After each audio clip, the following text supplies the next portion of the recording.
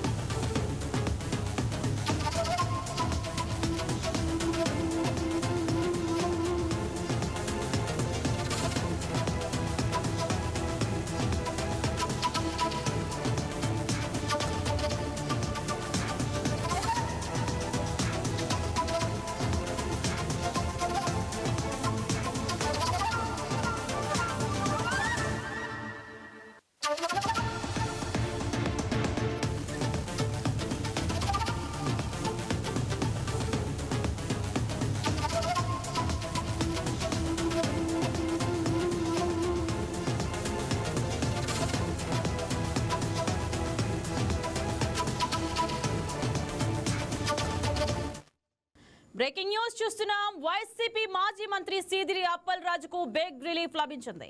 Sompeta court ఆయనకు bail మంజూరు చేసింది. అప్పలరాజు కొడుకు ఆరవ్ వర్మ చేసిన కారు ప్రమాదంలో ఓ వ్యక్తి మరణించగా ఆ కేసులో సాక్ష్యాలను తారుమారు చేసేందుకు ప్రయత్నించారన్న ఆరోపణలు వచ్చాయి.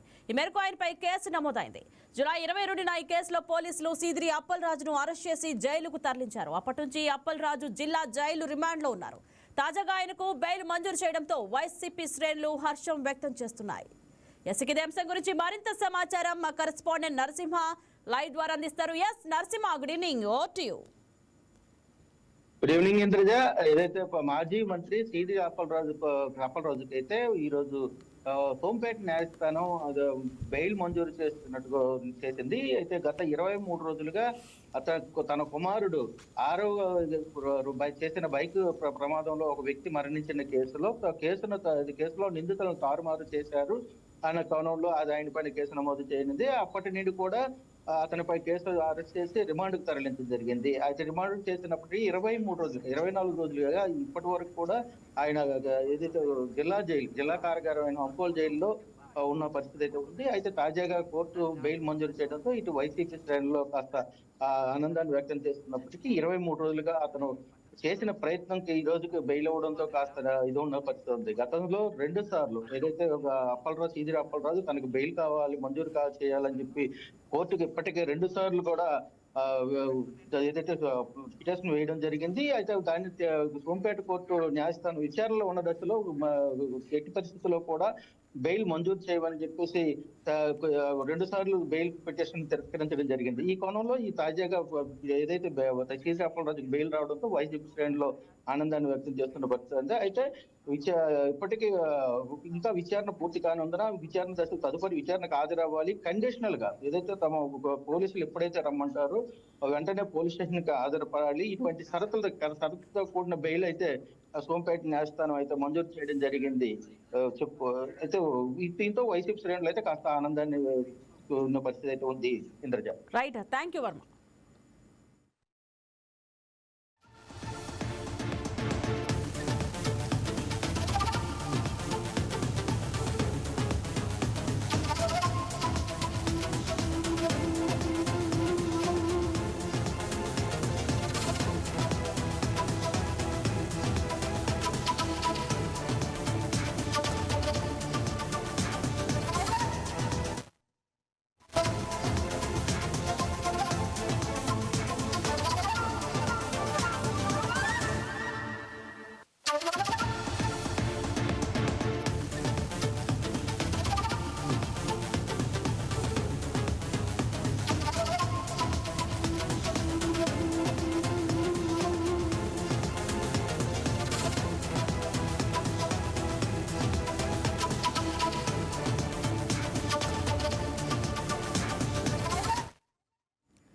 ఎస్ బ్రేకింగ్ న్యూస్ చూస్తున్నాం. చంద్రగిరిలో డిఎస్సి అభ్యర్థులు భారీ ప్రదర్శన నిర్వహించారు. డిఎస్సిలో కూటమి విజయం, గొడ్డలి పార్టీకి చెంపదెబ్బ అనే నినాదంతో చేపట్టిన ఈ ర్యాలీలో డిఎస్సి అభ్యర్థులతో పాటు కూటమి నాయకులు పెద్ద సంఖ్యలో పాల్గొన్నారు. ఫ్లైఓవర్ వంతెన నుంచి టవర్ క్లాక్ వరకు పాదయాత్రగా సాగిన ప్రదర్శనలో ప్రభుత్వానికి మద్దతుగా నినాదాలు చేశారు. డిఎస్సి ఫలితాల్లో కూటమి ప్రభుత్వానికి ప్రజల నుంచి మద్దతు లభించిందని చెబుతూ అభ్యర్థులు, కూటమి నేతలు ర్యాలీ నిర్వహించారు.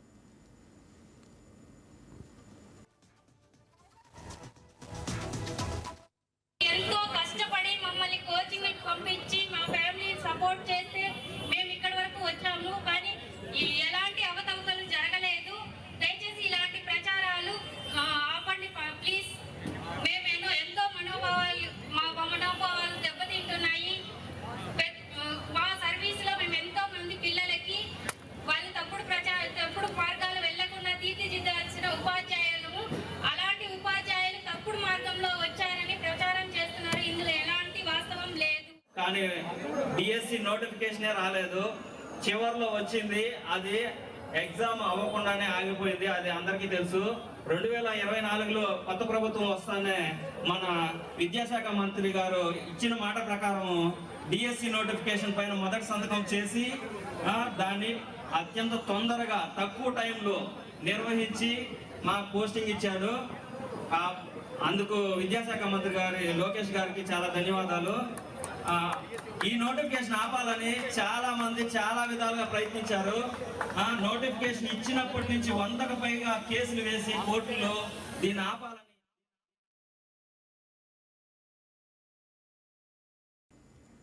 తాము రేయింబవళ్లు శ్రమించి ఎన్నో ఏళ్ల కష్టపడి పారదర్శకంగా ఈ ఉద్యోగాలు సాధించామని ఉద్యోగాలు సాధించిన అభ్యర్థులు స్పష్టం చేశారు. తమ శ్రమను, ప్రతిభను తక్కువ చేసి మాట్లాడడం సరికాదని ధ్వజమెత్తారు. ఇది మా కష్టం, మా ప్రతిభ అని డిఎస్సి అభ్యర్థులు నినదించారు. కష్టపడి సాధించిన ఉద్యోగాలపై అనవసరంగా రాజకీయం చేయవద్దని, తమ శ్రమను అవమానిస్తే చూస్తూ ఊరుకునేది లేదని హెచ్చరించారు.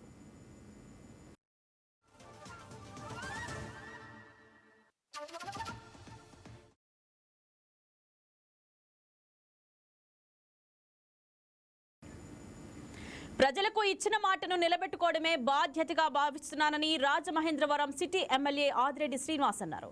3వ డివిజన్లో నిర్వహించిన మన వార్డులో మన ఆదిరెడ్డి కార్యక్రమంలో భాగంగా సుబ్బారావుపేటలో పర్యటించిన ఆదిరెడ్డి వాసు రామాలయం దగ్గర షెడ్డు నిర్మిస్తామని ఇచ్చిన హామీ మేరకు భవానీ చారిటబుల్ ట్రస్ట్ నిధులు 2.50 లక్షలతో శంకుస్థాపన చేశారు. మరింత సమాచారం తూర్పుగోదావరి జిల్లా నుండి మా ప్రతినిధి వర్మ అందిస్తారు.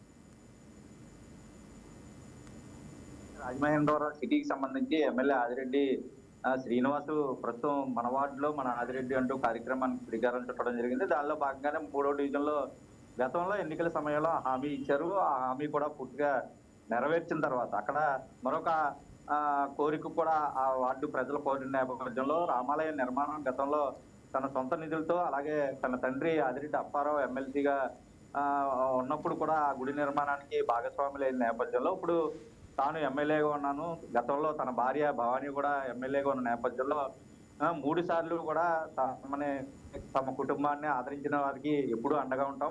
ముఖ్యంగా హరిదాసులు సామాజిక వర్గానికి చెందిన వారికి ఒక నీతి నిజాయితీ ఉంటాయి.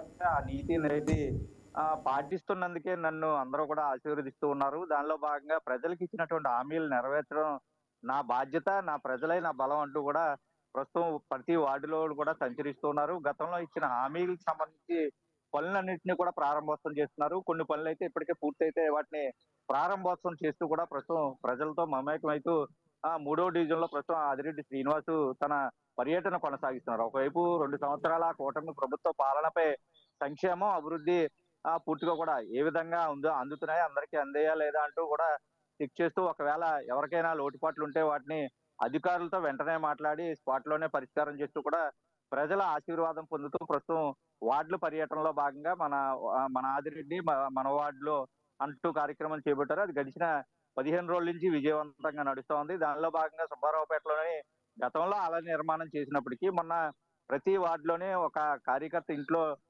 నిద్ర చేసిన రోజుల్లో కూడా అక్కడ ఒక షెడ్ నిర్మాణం చేపట్టాలని 20 రోజుల కింద కోడిన తర్వాత ఇప్పుడు తాజాగా భవానీ చారిటబుల్ ట్రస్ట్ నుంచి ఆ షెడ్ నిర్మాణానికి కూడా ప్రస్తుతం ప్రారంభోత్సవం చేశారు. వారం రోజుల పనులు కూడా పూర్తవుతాయి.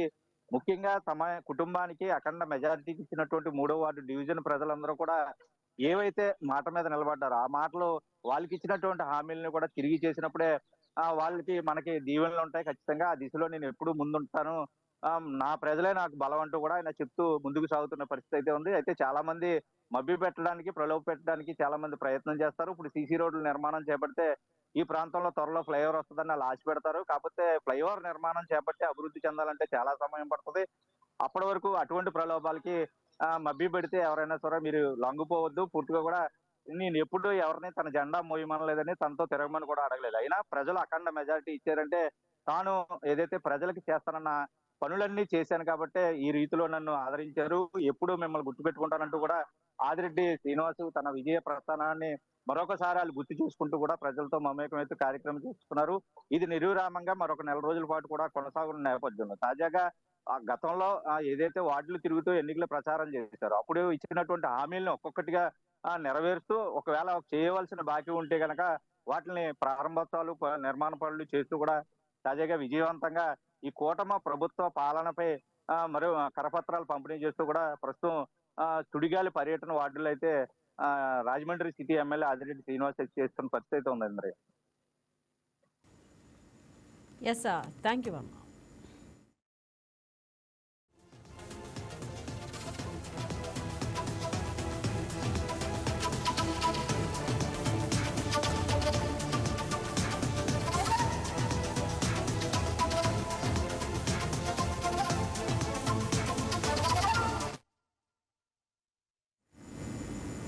లోక కళ్యాణార్థం సమృద్ధిగా వర్షాలు కురవాలని ఆకాంక్షిస్తూ దేవాదాయ శాఖ ఆధ్వర్యంలో విజయవాడ ఇంద్రకిలాద్రి దగ్గర త్రయాహ్నిక వరుణ యాగం ప్రారంభమైంది. దుర్గాఘాట్లో వేద మంత్రాల నడుమ ప్రారంభమైన ఈ యాగంలో వేద పండితులు, వేద పాఠశాల విద్యార్థులతో పాటు దుర్గగుడి ఈవో సీనా నాయక్, పాలక మండలి చైర్మన్ సభ్యులు పాల్గొన్నారు. 3 రోజుల పాటు దుర్గాఘాట్ పాత యాగశాల వేదికలుగా విశేష హోమాలు, వరుణ జపాలు, ఘటాభిషేకాలు నిర్వహిస్తారు. ఇంద్రకిలాద్రి దగ్గర జరుగుతున్న త్రయాహ్నిక వరుణ యాగం గురించి మరింత సమాచారం మా విజయవాడ బ్యూరో ప్రతినిధి బిందు అందిస్తారు.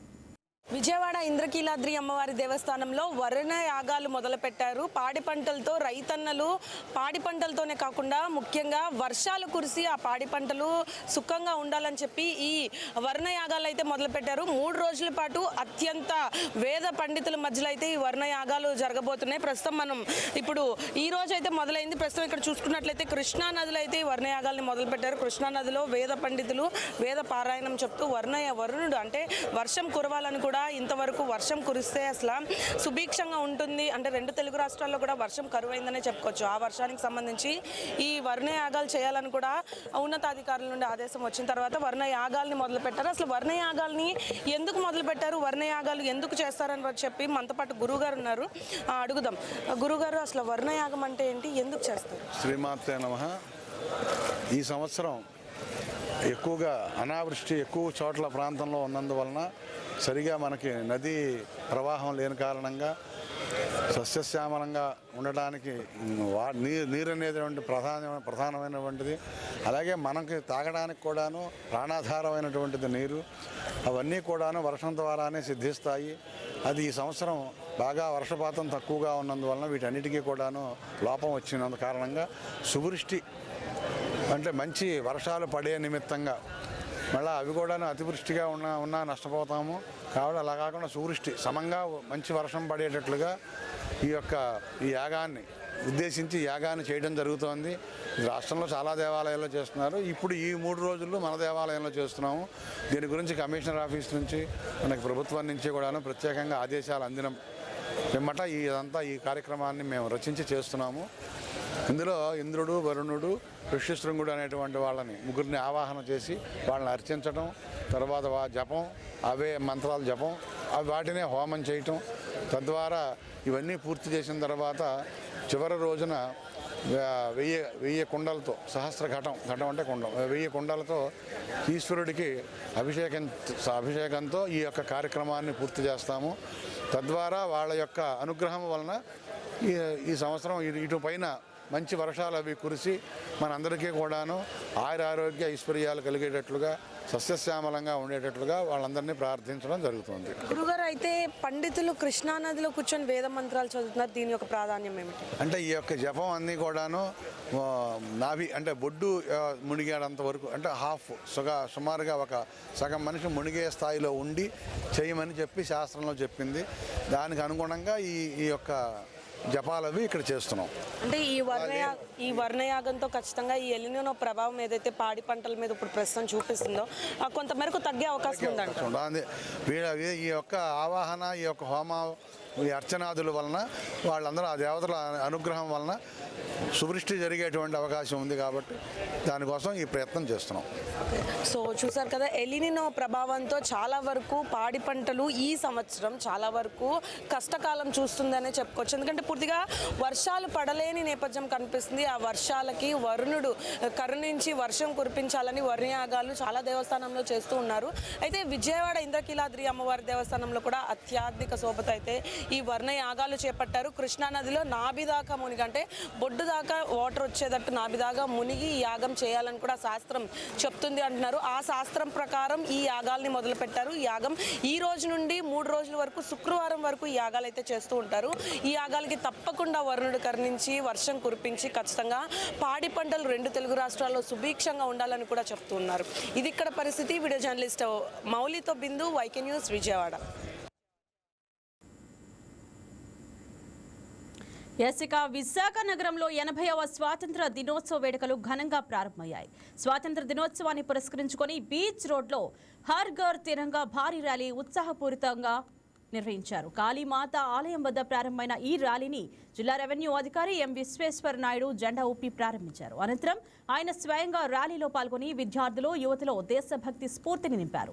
దేశ స్వాతంత్ర్యం కోసం ప్రాణత్యాగం చేసిన మహనీయుల త్యాగాలను స్మరించుకుంటూ ప్రతి ఒక్కరూ జాతీయ స్ఫూర్తిని చాటాలని పిలుపునిచ్చారు. ర్యాలీ సందర్భంగా భారత్ మాతాకి జై నినాదాలతో విశాఖ తీరం మారుమోగింది. మొత్తంగా హర్ ఘర్ తిరంగా ర్యాలీలో విశాఖలో దేశభక్తి, జాతీయ స్ఫూర్తి వెల్లివిరిసింది. ఈ కార్యక్రమంపై మరింత సమాచారం విశాఖ నుంచి మా ప్రతినిధి దుర్గాప్రసాద్ అందిస్తారు.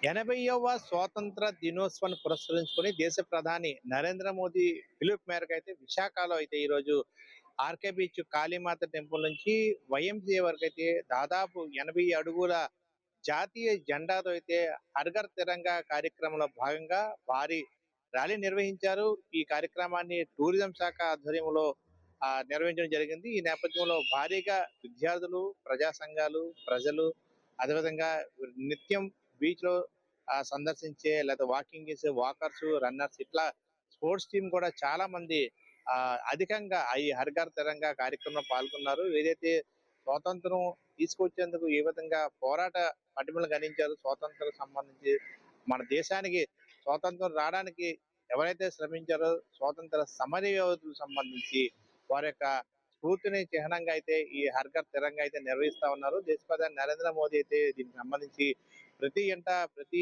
వాడవాడలో కూడా జాతీయ జెండా రెపరెపర ఆడాలని చెప్పేసి కూడా ఆయన పిలిపివ్వడం జరిగింది. ఈ నేపథ్యంలో రాష్ట్ర ప్రభుత్వం అయితే దీనికి సంబంధించి ప్రతి జిల్లాలో, ప్రతి కాన్స్టిట్యూన్స్ లో కూడా ఈ హర్ ఘర్ తిరంగా కార్యక్రమాన్ని అయితే జయప్రదంగా నిర్వహిస్తా ఉన్నారు. ప్రథమంగా ఏదైతే స్వర్ణాంధ్ర 2047 కార్యక్రమం, అదేవిధంగా కేంద్ర ప్రభుత్వం తీసుకున్న వికసిత్ భారత్ భాగం, అదేవిధంగా రాష్ట్ర ప్రభుత్వం స్వర్ణాంధ్ర 2047 కార్యక్రమంలో భాగంగా అయితే సంయుక్తంగా ఈ హర్ ఘర్ తిరంగా కార్యక్రమం నిర్వహిస్తున్నారు. రానున్న భవిష్యత్తు కాలంలో భారత్ ప్రపంచ స్థాయి రంగంలో ఏ విధంగా ఉండబోతుంది, ఇప్పటికే అనేక అభివృద్ధి కార్యక్రమాల్లో ప్రపంచ స్థాయిలోనే టాప్ లోకి మనం రావడం జరిగింది. ఇతర దేశాలు కూడా మన భారతదేశాన్ని పూర్తిదాయంగా తీసుకుంటే భవిష్యత్తు కాలం ప్రపంచంలో నంబర్ 1 స్థానానికి భారత్ రాబోతుంది. ఈ నేపథ్యంలో భావితరాలకు సంబంధించి భారతదేశం ఏ విధంగా ఉండిపోతుంది, విద్య, వైద్యం, ఇట్లాంటి అనేక కార్యక్రమాలకి దేశ ప్రధాని, అదేవిధంగా ముఖ్యమంత్రి నారా చంద్రబాబు నాయుడు ఏ విధంగా కృషి చేస్తున్నారో ప్రజలకి వివరిస్తూ స్వాతంత్రం వచ్చిన తర్వాత భారతదేశం ఏ విధంగా అభివృద్ధి చెందింది, వికసిత్ భారత్ లో లక్ష్యంగా దేశ ప్రధాని నరేంద్ర మోదీ ఏ విధంగా అయితే భారత్ ను మరింత అభివృద్ధి చేయాలి, ప్రపంచ స్థాయికి నంబర్ 1 గా తీసుకెళ్లేందుకు ఏ విధంగా దేశ ప్రధాని నరేంద్ర మోదీ ప్రణాళికలు ఉన్నాయో అవన్నీ కూడా వివరిస్తూ ఈ హర్ ఘర్ తిరంగా కార్యక్రమం అయితే చాలా హఠాసంగా నడిపించారు. ప్రజలు కూడా స్వచ్ఛందంగా పాల్గొన్నారు. మొత్తం ఆర్కే బీచ్ ప్రాంగణం అంతా కూడా జాతీయ జెండాలతో రెపరెపలాడింది. భారత్ మాతకి జై అంటూ వందే భారత్ అంటూ వందే మాతరం అంటూ స్వాతంత్ర దినోత్సవం సంబంధించిన గీతాలు ఆలాపిస్తూ అయితే జాతీయ జెండాని భారీ జాతీయ జెండాని అయితే మొత్తం బీచ్ మొత్తం కూడా రెపరెపలాడించారు. ఈ నేపథ్యంలో ప్రజలు కూడా హర్షం వ్యక్తం చేస్తూ మరింత అభివృద్ధి దిశగా భారత్ ముందడుగు వేయాలని చెప్పి కూడా విశాఖ ప్రజలు కోరుకుంటున్న అంశంగా మనం చూడండి. వీడియో జర్నలిస్ట్ రామకృష్ణతో దుర్గాప్రసాద్, వైకే న్యూస్, విశాఖ.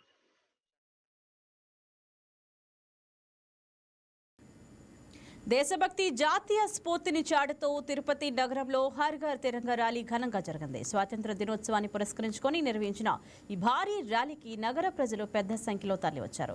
చిన్నారుల నుంచి పెద్దల వరకు మహిళలు, యువత, వృద్ధులు ఇలా అన్ని వర్గాల ప్రజలు చేతుల్లో జాతీయ జెండాలు పట్టుకొని ర్యాలీలో పాల్గొన్నారు. ముఖ్యంగా 100 అడుగుల భారీ జాతీయ జెండా ర్యాలీకి ప్రత్యేక ఆకర్షణగా నిలిచింది.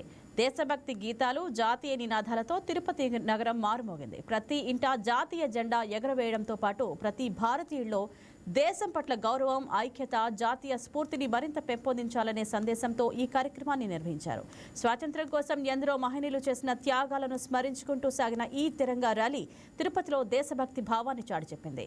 ఇక హర్ ఘర్ తిరంగా ర్యాలీకి సంబంధించిన మరిన్ని వివరాలను తిరుపతి నుంచి మా ప్రతినిధి సెల్వం అందిస్తారు.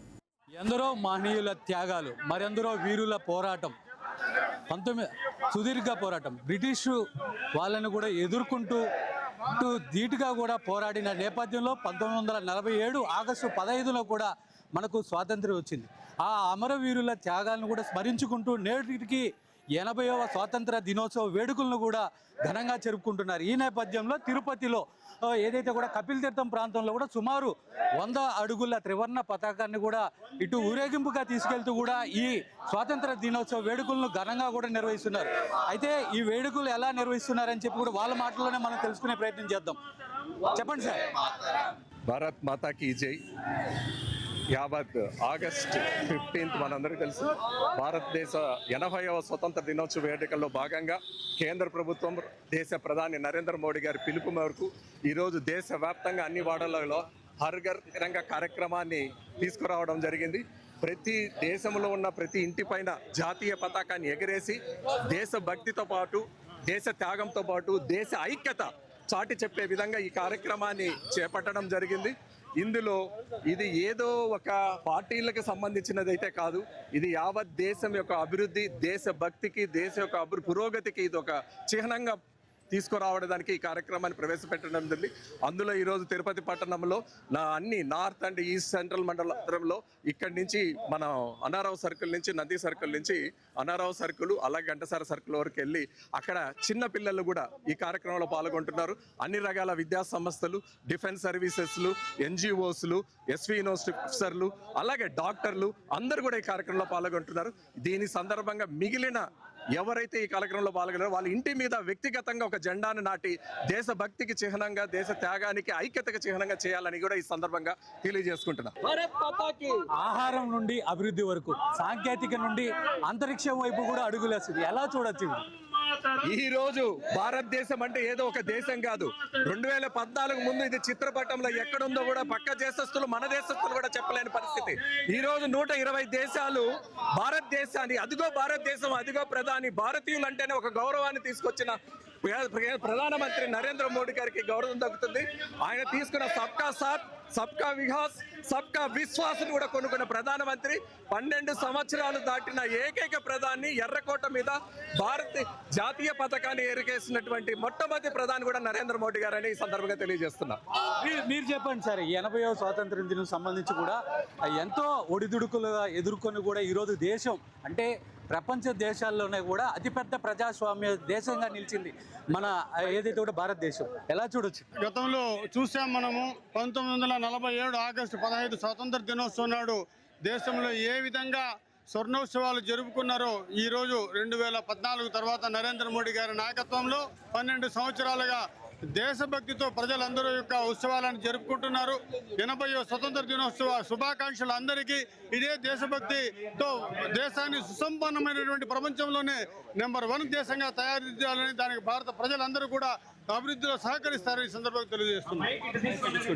ఏదైతే సంబంధించి కూడా చూసుకోవచ్చు ఇక్కడ అతిపెద్ద 100 అడుగుల త్రివర్ణ పతాకాన్ని కూడా మనం విజువల్ ద్వారా కూడా చూడవచ్చు. ప్రధానంగా సంబంధించి కూడా ఆధ్యాత్మిక నగరమైన తిరుపతిలోనూ ఈ స్వాతంత్ర దినోత్సవ వేడుకలు గణనీయంగా నిర్వహించేందుకు కూడా ఇటు బీజేపీ నేతలే కాదు పెద్ద ఎత్తున కూడా విద్యార్థులు కూడా పాల్గొన్నారు. ఎవరైతే కూడా ఇక్కడ దీనికి సంబంధించి కూడా ఇటు డాక్టర్లు కావచ్చు, ఇక్కడ ఉన్నటువంటి వ్యాపారస్తులు కాదు పెద్ద ఎత్తున కూడా పాల్గొన్నారు. ఒకవేళ ఎవరైతే పాల్గొనలేకపోతారో వాళ్ళు కూడా ఏదైతే కూడా ఈ 80వ స్వాతంత్ర దినోత్సవానికి సంబంధించి కూడా వాళ్ళ ఇంటి పైన ఒక త్రివర్ణ పతాకాన్ని ఎగరవేసి కూడా తమ దేశభక్తిని కూడా చాటుకోవాలని చెప్పి కూడా ఇక్కడ నగర వాసులైతే కూడా పిలుపునిచ్చున్నటువంటి పరిస్థితి. కెమెరా పర్సన్ కన్నయ్యతో సెల్వం, తిరుపతి నుంచి వైకెట్ టీవీ.